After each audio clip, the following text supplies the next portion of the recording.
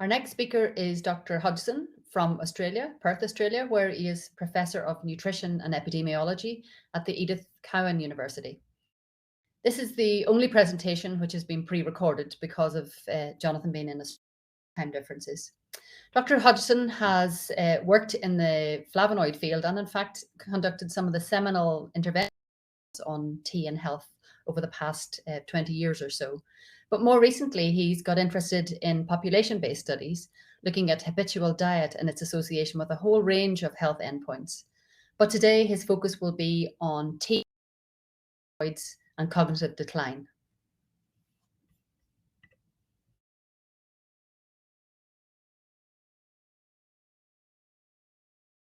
So over the next 20 minutes, I'm going to present data from observational studies looking at tea and its flavonoids in relation to cognitive decline, with a focus on development of dementia.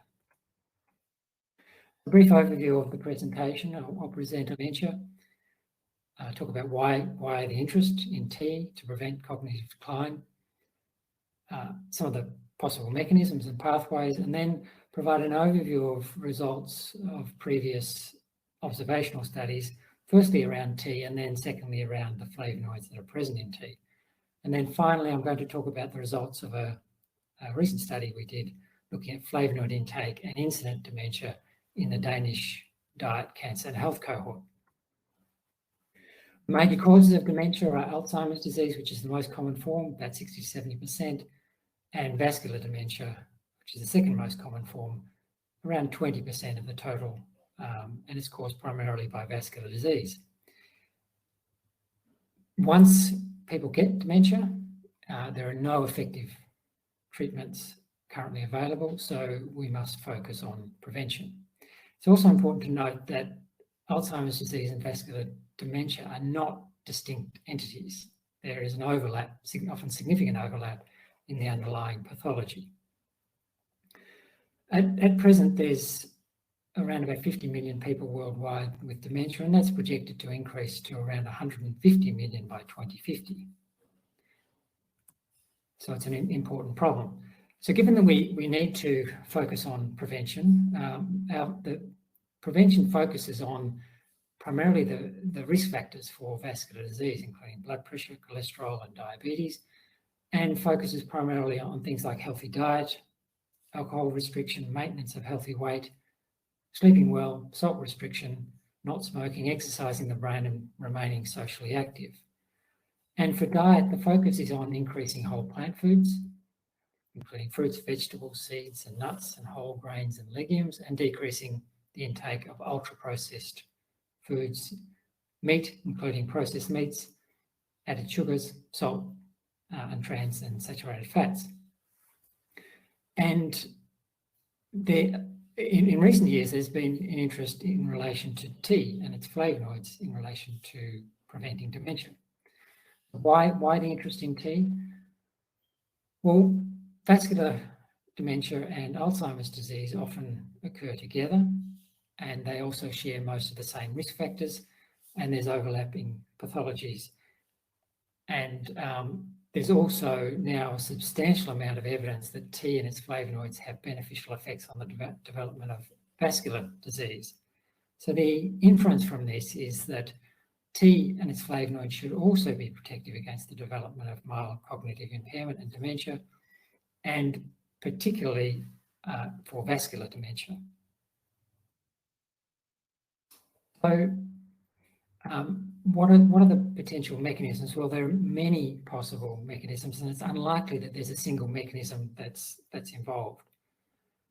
So the mechanisms might include effects on endothelial or vascular function, anti-inflammatory or antioxidant effects, effects on neuroregeneration, reduced neuronal damage, angiogenesis, blood cholesterol lowering, blood pressure lowering, effects on thermogenesis, effects on body fatness, body fat distribution, particularly the green tea flavonoids, and effects on visceral fatness. And in recent years, there's been an increased interest in relation to the gut microbiome, because most of the flavonoids that are present in tea are metabolized by gut microbiome. I've talked about the flavonoids as the primary component of interest, but the tea also contains other components which can influence cognitive functioning, potentially cognitive decline and dementia, and things like caffeine, theanine, and various minerals may be important. But in this presentation, I'm going to focus primarily on the data from flavonoids. So now looking at the results of previous observational studies, firstly around tea, there have been quite a few studies done. This is a brief summary of the data up to about 2019. Most of these studies were cross-sectional, and most of these studies are really quite small studies.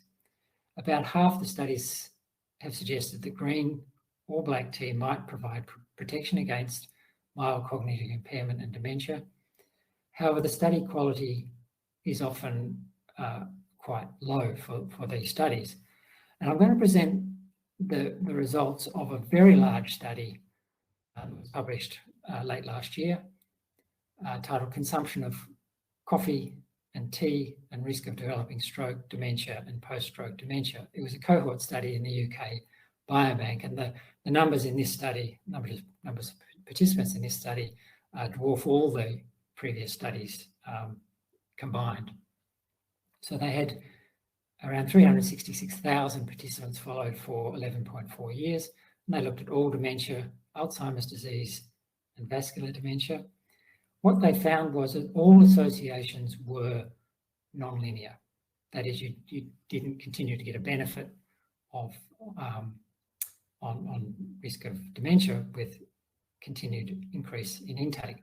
So the maximum benefit was found at around 3 to 5 cups per day of tea, 2 to 3 cups of coffee, or about 4 to 6 cups of tea plus coffee per day. And so if we have a look at the relationship, we see on the x-axis here we've got tea intake, or on the left-hand side, and the right-hand side we've got coffee intake, and then the hazard ratio for dementia, all dementia. And we see that there's this reduction in risk down to around about 5 cups per day, and then the indication that it may actually start to return to little or no benefit with higher intakes. And the relationship with coffee is very similar, and perhaps starting to increase risk at lower coffee intakes. So in this study, when they looked at the two major types of dementia, Alzheimer's disease and vascular dementia, what they saw was for Alzheimer's disease, really a weak or no association. But for both coffee and tea, they saw much stronger associations or benefits with for vascular dementia. And we can see here with tea that at around sort of 2 to 4 or 5 cups, there's around about a 25% lower risk of vascular dementia.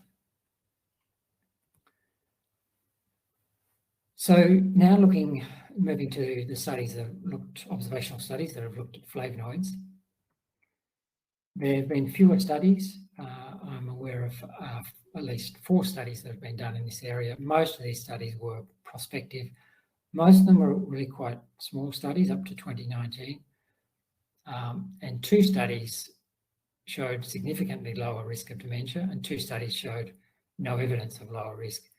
The major limitation with these earlier studies has been the use of lower quality flavonoid databases to assess flavonoid intake. And over the last decade or so, there have been substantial improvements in the USDA and Phenol Explorer databases to assess flavonoid intake. So intakes can now be assessed quite well.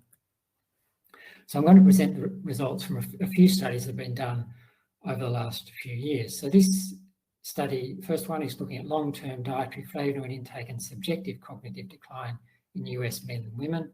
This included around 50,000 women from the Nurses' Health Study, around 28,000 men from the Health Professionals Follow-Up Study, and the primary outcome was subjective cognitive decline, which is assessed using questionnaire, but there is some indication that this does relate to development of dementia.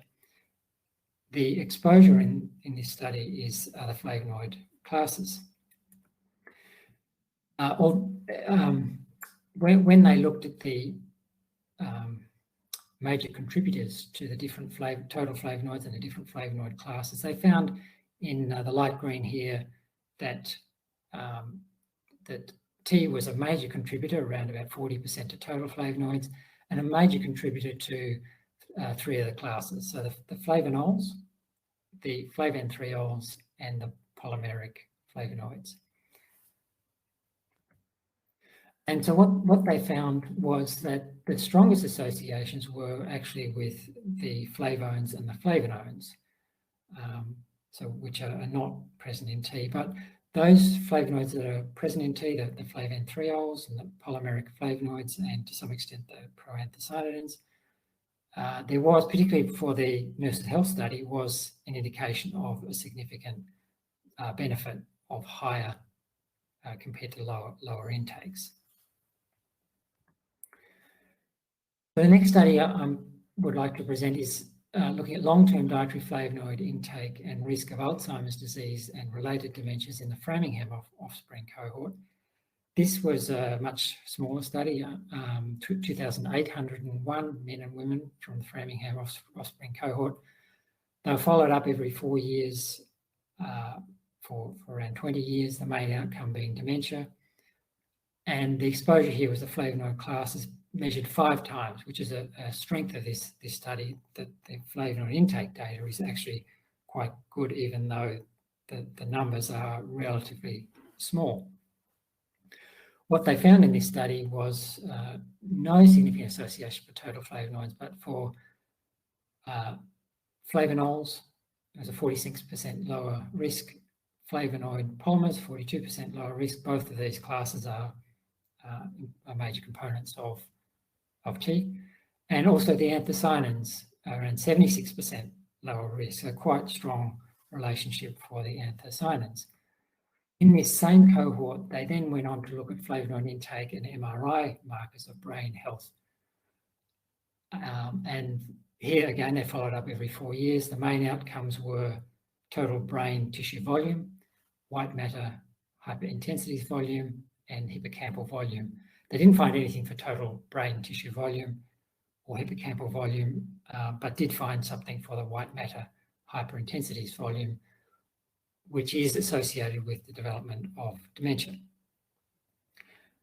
The main exposure, again, is the flavonoid classes measured at least 3 times. Here they found that they did find an association for total flavonoids with 12% lower volume with high compared to low intakes. Also for the flavanthriols and the flavonoid polymers. Interestingly, although in this same cohort they found an association for anthocyanins with dementia, they didn't find any relationship with the white matter hyperintensities volume. So finally, I'd like to present data from our recent study that looking at flavonoid intake and incident dementia in the Danish Diet, Cancer and Health cohort. This included around 56,000 men and women from the Danish Diet and Cancer Health study who were followed up for 23 years. And the main outcomes here were Alzheimer's disease, dementia, and unspecified dementia. And the exposures, again, were flavonoid classes measured at a single time point at baseline. What we found was that there was an indication of reduced risk for moderate intakes of total flavonoids for all dementia, and this was driven primarily by an effect on or an association with vascular dementia, and less so with Alzheimer's disease or unspecified dementia, which were not significant. When we then looked at the flavonoid classes, we can see that the flavonols and the flavonol oligo and polymers, both present in tea. Moderate intakes were associated with lower risk, and 3 of the other flavonoid classes were also associated, but only at low to moderate intakes, and there was an indication of a U-shaped relationship. The reasons for this is not really clear, but may have something to do with the food source of some of these compounds, for example, fruit juice or red wine. So summarising the results of this study, so for all incident dementia, there were lower risk was found for moderate compared to low intakes for flavonols and flavanol oligomers and polymers, around 10 to 13%, but also for anthocyanins, flavonoids, and flavones. And as I said, these associations were driven more by effects or associations with vascular dementia. So lower risk was found for moderate compared to low intakes of the flavanols and the flavanol oligomers and polymers. And the flavonoid intakes were not significantly associated with Alzheimer's disease or unspecified dementia. In conclusion, recent high-quality data from long-term prospective cohort studies indicate that higher intakes of tea, starting at as little as 1 cup per day and up to around 5 to 6 cups per day, are associated with reduced risk for dementia. Moderate intakes of flavonoids present in around 2 to 4 cups of tea, including the flavanthiols, the flavanol monomers, and the flavanols, are associated with reduced risk for cognitive decline and dementia. And for both tea and its flavonoids, maximal benefit may be obtained from moderate intakes, around about 2 to 4 cups of tea per day. And finally, the protection provided may be stronger for vascular dementia.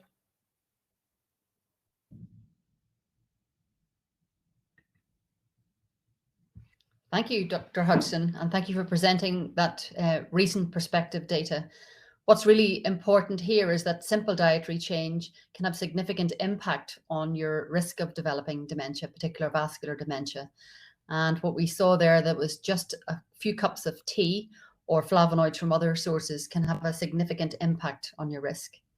We'll see you shortly for the next session.